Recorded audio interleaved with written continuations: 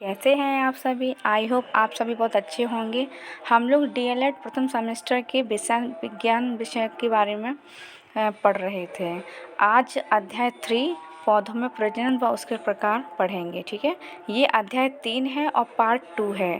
Part first मैंने करा दिया है, आप लोग प्लेलिस्ट में जाके देख सकते हैं। ठीक है, देखिए हम लोग पुष्प के भाग, प्रजनन, ये सब चीज़ें पढ़ चुके थे, है ना। आज हम लोग पढ़ते हैं बीज, जिसे हम इंग्लिश में सीड बोलते हैं।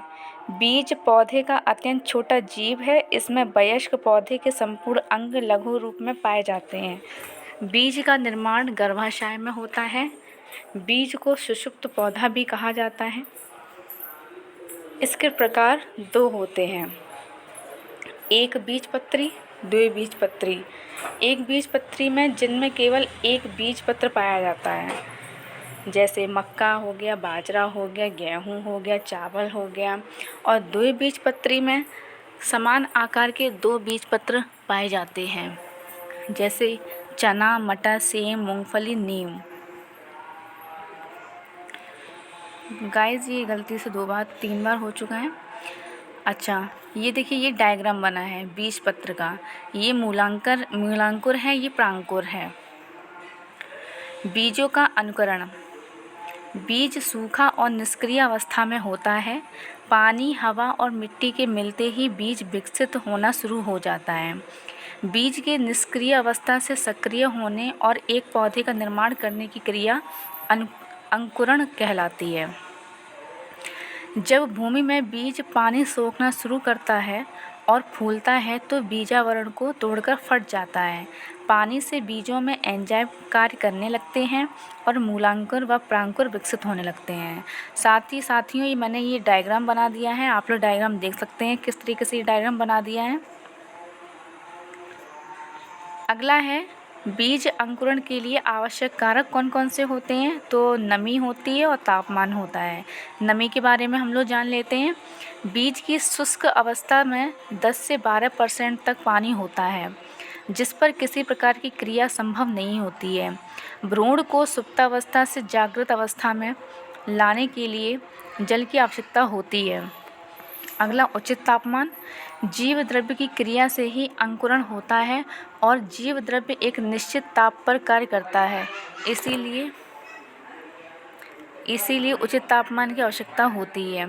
बीजों का प्रकीर्णन, वह क्रिया जिससे फल तथा बीज अपने जनक पौधे से पृथक होकर दूर दूर अन्य स्थानों पर गिरते हैं, प्रकीर्णन कहलाती है।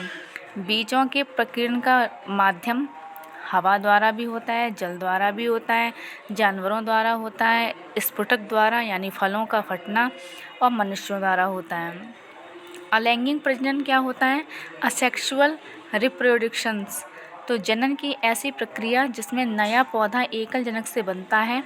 इसमें युग्मक व जनन कोशिकाओं की कोई भूमिका नहीं होती है, अलैंगिक प्रजनन कहलाता है। अलैंगिक प्रजनन की विधियाँ कौन सी होती हैं। तो विखंडन, जिसे बोलते हैं, फिशन। जब जीव पूर्ण विकसित होता है तब यह 2 भागों में बढ़ जाता है। पहले केंद्रक का विभाजन होता है, फिर कोशिका द्रव्य का। यही क्रिया विखंडन कहलाती है। ये एक कोशिकीय होती है।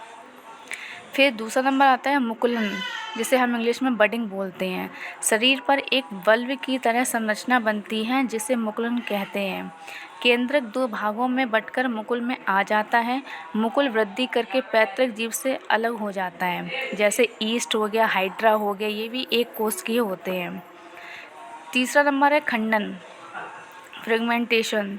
पादप कई छोटे छोटे टुकड़ों में टूट जाता है और प्रत्येक खंडन नए तंतु में विकसित होता है। यही क्रिया खंडन कहलाती है, जैसे स्पाइरा गैरा। आप लोग ने इसके बारे में 10th-12th में पढ़ा होगा। अगला है बीजाणु निर्माण। इस प्रक्रिया में जनक पौधा अपने बीजाणु पेटी में सैकड़ों प्रजनन इकाइयाँ पैदा करता है, जिन्हें बीजाणु कहते हैं। जब ये बीजाणु पेटी फटती है तो ये बीजाणु हवा, जमीन या मिट्टी में बिखर जाते हैं और नए पौधे का जन्म होता है। राइजोपस, म्यूकस, कवक।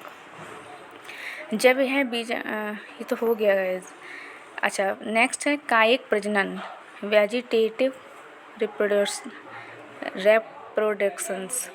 तो कायिक प्रजनन में जनक पौधे के हिस्से, जड़, तना और पत्ती का प्रयोग कर नए पौधे उगाए जाते हैं।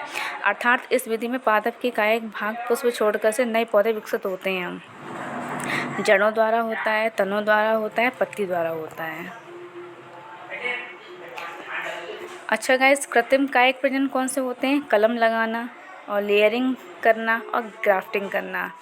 अगर आपको ये वीडियो अच्छा लगा हो तो प्लीज़ इसको लाइक करें, शेयर करें, कमेंट करें, और अगर चैनल को सब्सक्राइब नहीं किया है तो प्लीज़ चैनल को सब्सक्राइब कर लें। गाइस, बहुत मेहनत लगती है एक वीडियो बनाने में, तो प्लीज़ चैनल को सब्सक्राइब करें। Thanks for watching.